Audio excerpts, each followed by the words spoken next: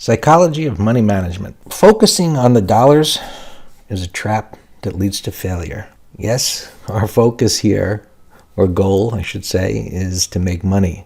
But focusing on the dollars when you're in a trade is not what we need to be focused on. We need to be focused on what's happening in the markets. And this is primarily true as it relates to trading during the trading day. As a swing trader, as a core trader, you might be turning on the news to see what's happening. You can look at charts on your phone today, so the information is there when you're moving, but you've got your trading plan already in place. And while you can see that you might be up a certain amount or down a certain amount, is there a reason to act based on the plan? Planning out these trades, you're going to know your maximum loss. And once that trade is entered, you've completely accepted that possibility. Otherwise, you don't have any money management rules. If you can't accept whatever that max loss is, maybe the setup is such that, there's a big bottoming tail, where the stop has to be. Based on the technicals there, it would be too much. So you just decrease the share size. It's really that simple. And the only thing you need to focus on is the chart and the market environment and your trade management. Your goal is to remove emotion as much as possible from the decision-making process. And one of the ways of doing that is to be aware of when you're feeling tense, that maybe the trade isn't working, or the trade is working and all of a sudden, you're there really high-fiving yourself and bring yourself back into focusing on what matters, and that is the chart and what's happening in the broader markets. The danger of dollar counting. It's not your money until you hit that sell button. You can't be thinking about, counting or spending unrealized dollars when you're in the trade, because that means you're not focusing on what matters. It's moving in your decision, in your direction, I should say. Prices are pulling back. You have to focus on what's happening there. Maybe the broader markets just started a sharp pullback for some reason. Is your stock showing relative strength at that time?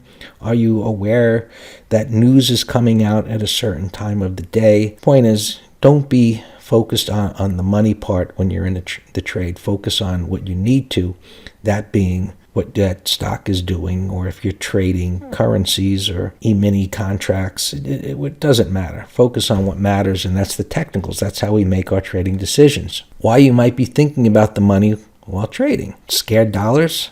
A lot of traders are trading with scared dollars today. This whole industry of prop trading, which has grown out of the pattern day trader rule, many traders that are now trading with those leveraged dollars, they're getting into trading to, the dream of making money in the markets, and there's nothing wrong with that. But they're leveraging a small amount of money. So yes, they're trading with scared dollars, and it just doesn't work. Thoughts of what if? What if my stop gets hit? What if whatever? You can't answer. It's like, what if I could tell the future? Yeah, well, what if? Lack of confidence based on your lack of knowledge. You're gaining the knowledge here in this class, that's for sure. But you need to gain experience with the knowledge. It's the same as any other profession. Not trusting that you'll do the right thing this time. You didn't take your stops in the past. You lost X amount of money. So you're uncertain whether you're going to do it. That's normal. You kind of did damage to yourself. So now you need to go through a process of trading small and showing yourself that you will follow rules and build consistency in doing that. So it's all fixable. Trading too large of a position, swinging for the fences. I told you my story. I did it. And many do it. When you realize that one trade could wipe out 10 profitable trades, why do that? There are situations where everything is clicking and coming together, and maybe you up the position size within your trading plan. That's all well and good. Nothing wrong with that. But it's been already planned out as to how, why, and what you would do it. Damage control. So for any reason the trade went against you, one plan. You ignored your stop. Gapped, swing trade, gaps down. Maybe you didn't check that earnings were coming out, or you weren't aware that whether it was Google or Facebook or some other widely followed stock might have affect a stock that you're in the same sector, and the gap's against you. Your internet system went down. You lost your connection, and you opened up, you got reconnected, and it's against you. But that's something you should plan for anyway. Do you have your broker's phone number in your cell phone and in your automatic dial at home? It's backed up in 2 places. Have you planned for these type of things, which you must? Well, don't panic. It's not going to help. Assess the situation as if it was someone else's trades. We all know it's easier to tell somebody else what to do in a bad situation than deal with it, in ourselves, because we get emotional about it. You'll be able to manage it better to an exit point based on what you've learned in the seminar, that's for sure. If you're in doubt, get out. Get your trade journal at the end of the day. Study what's happened, write it down, went wrong, whatever it might be. Write it down in detail, what you learned. And that's part of the process of learning all the things that you do wrong or you just missed. You didn't remember a particular concept, and it's going to happen. You'll forget something from this class, and then you'll see it later on. And by keeping notes and reading those notes, if it needs to be every day, let it be every day or at the end of the week. By doing that, all of this will become second nature, and so you'll avoid repeating these errors again.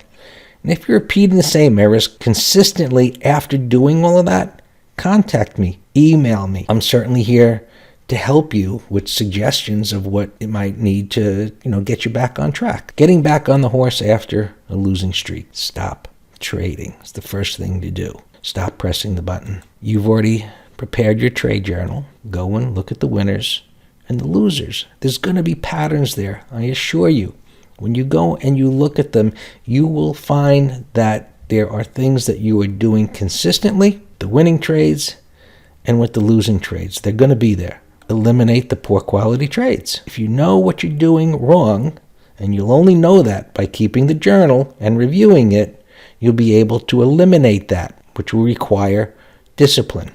You're going to have it. Get in a positive state of mind. You're going to start each day by reviewing your demons, so to speak.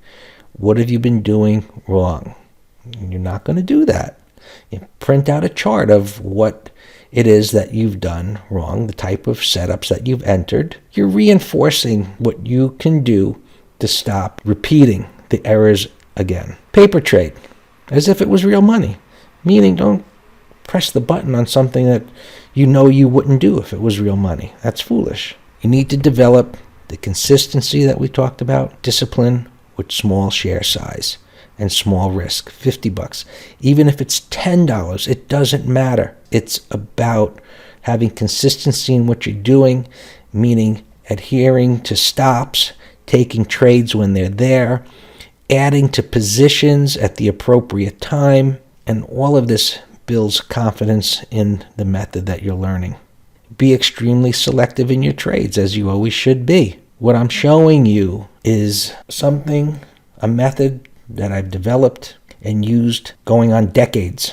It has been a couple already, going on the third. Successful traders are using it. Money managers are using it. You can do this as well. And so you need to be selective. You need to adhere to the plan. You're going to put the plan together, and you're going to be successful by doing that. Review the material in this class. Go back, listen to it again, and over and over and over again. Can't say it enough. If you follow what I'm talking to you about here in this class, you will succeed. Anything can happen. Always have 2 scenarios, no matter how bullish or bearish things seem. It'll keep you open to other possibilities. There's no guarantees, so why not consider other possibilities, even one opposite of what the chart suggests? And that doesn't mean to convince yourself of what you're seeing isn't going to work. Not at all. Just at recognizing that there's the possibility so you're open to it. And of course, that's why you have a stop loss. You have to overcome the temptation of acting prior to gaining information because of fear of missing a trade. That's what impulse trades are. It's not part of your trading plan. You're just afraid of not getting in, or prices are moving. It's not going to pull back to minor support, where you want to enter. So you enter it anyway.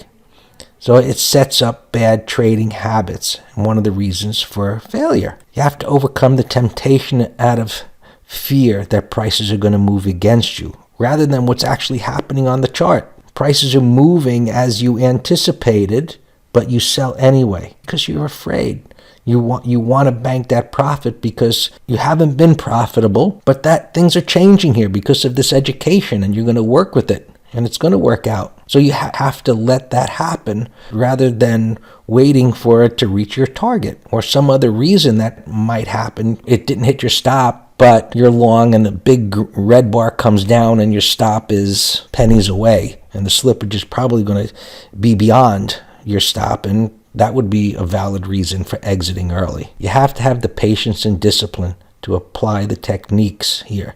That's going to be a big challenge because you're going through a learning process.